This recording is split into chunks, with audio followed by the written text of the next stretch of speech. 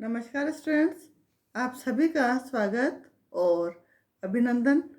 आज इस YouTube channel पर हम अध्ययन करेंगे रासायनिक कताई के बारे में।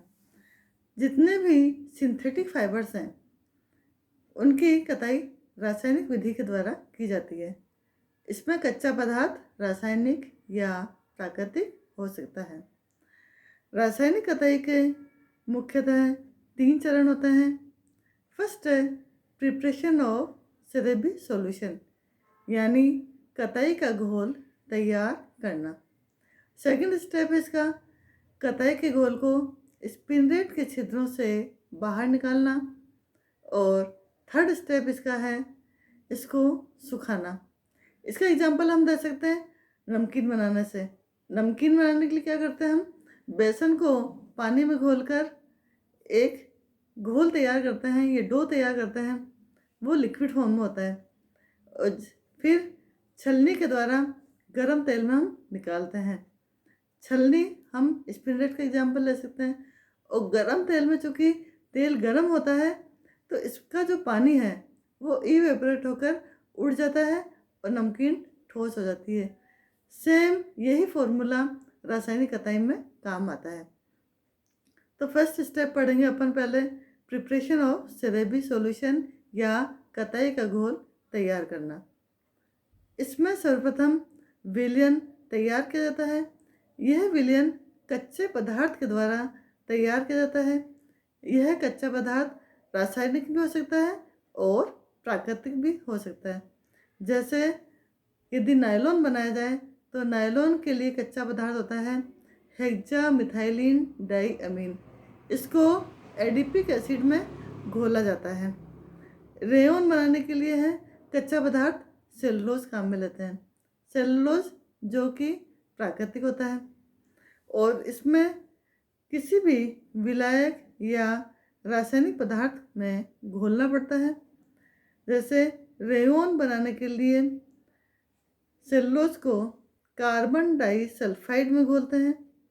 घोलने के बाद जो सॉल्यूशन हमें मिलता है उसे हम सेरेबी सॉल्यूशन या कताई का घोल कहते हैं। सेकंड इसका स्टेप है इस कताई के घोल को स्पिनरेट के छिद्रों से बाहर निकालना। यह रासायनिक कताई का बहुत ही महत्वपूर्ण चरण है। इसमें स्पिनरेट एक धातु का बना होता है जो कि लगभग छलनी के जैसा होता है। यह ऐसी धातु का बना होता है जिसमें कि अम्ल या क्षार का कोई प्रभाव नहीं पड़ता। इस स्पिनरेट में 1 से लेकर 1000 तक छिद्र होते हैं और ये छिद्र बाल के जैसा महीन उपकरण की सहायता से बनाए जाते हैं। इन छिद्रों का शेप और साइज सभी स्पिनरेट में अलग अलग हो सकता है, जैसे round, Oval, bone shape, lobular आदि। और इनकी संख्या, आकार ये भी अलग अलग हो सकती है। जब स्पिनरेट में यदि एक ही छिद्र है और इसके द्वारा यान तैयार करते हैं तो उसे हम कहते हैं मोनोफिलामेंट। और एक से अधिक छिद्र हैं और यान तैयार होता है तो उसे हम कहते हैं मल्टी फिलामेंट। अब इसके अंतर्गत हम पढ़ेंगे टाइप्स ऑफ स्पिनिंग प्रोसेस, यानी कताई प्रक्रिया के प्रकार। ये थर्ड स्टेप अपन ने देखा था उसको सुखाना। तो सुखाने के लिए हमें कताई प्रक्रिया पढ़ना आवश्यक है। तो कताई प्रक्रिया 3 तरह की होती है, वेट स्पिनिंग, ड्राई स्पिनिंग और मेल्ट स्पिनिंग। इन तीनों विधियों में अलग अलग मेथड के द्वारा यान को सुखाया जाता है। सबसे पहले हम देखेंगे वेट स्पिनिंग। यह तरीका रेयन और एक्रिलिक फिलामेंट बनाने के काम में आता है। इसमें सबसे पहले ये वाला फिलामेंट यान बनाने के काम में लिया गया। इसका मेथड है सर्वप्रथम जो कच्चा पदार्थ है या रॉ मटेरियल है उसको रासायनिक पदार्थ या अनुकूलक घोलक में घोलकर स्पिनिंग सॉल्यूशन या कताई का घोल तैयार करते हैं। फिर इस विलयन को स्पिनरेट के छिद्रों से बाहर निकाला जाता है और ऐसी व्यवस्था की जाती है कि स्पिनरेट के छिद्रों से ये सीधे केमिकल बाथ में निकले। इस केमिकल के संपर्क में आने पर यह फिलामेंट जम जाता है या उसका स्कंदन हो जाता है। ये केमिकल इसमें लेते हैं H2SO4 या सल्फ्यूरिक एसिड। स्कंदन होने के बाद या ठोस होने के बाद इस फिलामेंट को बाहर निकाला जाता है और पानी से धोकर सुखा दिया जाता है ताकि केमिकल का प्रभाव खत्म हो जाए। फिर ये फिलामेंट उलझे नहीं, इसके लिए इसको स्पूल पर लपेट दिया जाता है। तो यानी वेट स्पिनिंग यदि यूज़ करेंगे तो स्कंदन के द्वारा फिलामेंट ठोस होता है। सेकंड है ड्राई स्पिनिंग या सूखी कताई।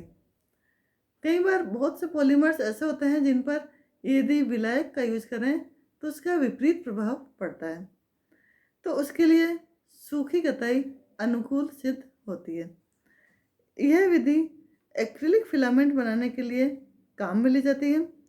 इसमें रॉ मटेरियल को एसीटोन विलायक में घोलते हैं। एसीटोन वोलेटाइल होता है, यानी हवा के संपर्क में आकर यह उड़ जाता है, इसलिए इसमें एसीटोन का चुनाव किया जाता है। एसीटोन में घोलने के बाद इसे स्पिनरेट के छिद्रों से बाहर निकाला जाता है और यह कार्य एक ऐसे स्थान पर किया जाता है जहाँ पर गर्म हवा परिसंचरित होती है, यानी इन फिलामेंट को फिर एयर चैम्बर में पास करते हैं और इस एयर चैम्बर में गर्म हवा परिसंचरित होती है। इस गर्म हवा से जो एसीटोन है उसका वाष्पीकरण हो जाता है और फिलामेंट सूखकर ठोस हो जाता है। ड्राई स्पिनिंग से जो रेशे तैयार होते हैं उनका अनुप्रस्थ काट बहुत ज़्यादा अनियमित सा होता है, क्योंकि ड्राई स्पिनिंग में जो फिलामेंट है वो एक बार में नहीं सूखता, इसलिए इसका अनियमित अनुप्रस्थ काट होता है। थर्ड इसमें है मेल्ट स्पिनिंग, या हम इसको कहते हैं पिघली हुई कताई। यह विधि पॉलिस्टर और नायलॉन के लिए काम में लेता है। इसमें रेजिन सॉलिड को या कच्चे पदार्थ को गर्म भट्टी के द्वारा पिघलाते हैं। जैसे ये कार्य ऑटोक्लेव में किया जाता है। जैसे पिघलाते हैं तो हमारे पास एक विलयन या सॉल्यूशन प्राप्त होता है। यह स्पिनिंग सॉल्यूशन को फिर स्पिनरेट के छिद्रों से सीधे एयर चैम्बर में डालते हैं। इस एयर चैम्बर में ठंडी हवा परिसंचरित करते हैं, तो ठंडी हवा के कारण जो फिलामेंट हैं वो ठोस हो जाते हैं। क्योंकि ये पिघले हुए होते हैं तो जैसे ही ठंडी हवा के संपर्क में आते हैं ये ठोस हो जाते हैं। फिर इन्हें बाहर निकालकर स्पूल पर लपेट दिया जाता है। इसके अलावा एक और मेथड है स्पिनिंग का, बायो कंपोनेंट स्पिनिंग। यदि एक समान पॉलीमर को अलग अलग प्रकार के स्पिनरेट से बाहर निकालें तो उसे हम कहते हैं बायो कंपोनेंट स्पिनिंग।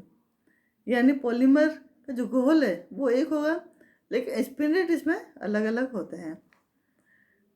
अब एक कॉमन प्रोसेस है, चाहे हम किसी भी विधि से फिलामेंट बनाएं, एक कॉमन प्रोसेस है स्ट्रेचिंग ऑफ यार्न, यानी यार्न को खींचना। जब भी फिलामेंट तैयार होता है तो उसको 4 से 5 गुना खींचा जाता है। खींचने से इसकी लंबाई बढ़ जाती है और ये पतला हो जाता है, फ्लेक्सिबल हो जाता है और इसका व्यास कम हो जाता है और प्रत्यास्थता बढ़ जाती है। फिर इसमें ऐंठन दी जाती है। तो ये फिलामेंट वस्त्र निर्माण के लिए अब रेडी हो चुका है। ये आपका केमिकल स्पिनिंग या रासायनिक कताई यहीं समाप्त होती है। धन्यवाद।